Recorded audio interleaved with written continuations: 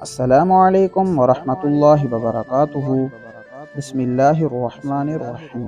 سانس چڑھ جاتا ہو اس کے لیے بہترین وظیفہ: جس شخص کا سینہ بولنے چلنے میں کمزور ہو، سانس چڑھتا ہو یا اس کے مزاج میں رائب غالب رہتا ہو، یہ مجمع کثیر میں اگر گھبراتا ہو تو وہ ہر روز صبح کی نماز کے بعد 21 مرتبہ سورۃ طٰہٰ کی ان آیات کو پڑھے۔ انشاءاللہ یہ سب باتیں جاتی رہیں گی۔ بسم اللہ الرحمن الرحیم۔ رب اشرح لی صدری ویسر لی امری واحلل عقدۃ من لسانی یفقہوا قولی۔ صدق اللہ العظیم۔ ہر روز صبح کی نماز کے بعد 21 مرتبہ یہ آیت پڑھنی ہے آپ نے۔ انشاءاللہ معاملہ ختم ہو جائے گا۔ امید کرتا ہوں آپ سب کو یہ ویڈیو پسند آئی ہوگی۔ ملتے ہیں نیکسٹ ویڈیو میں۔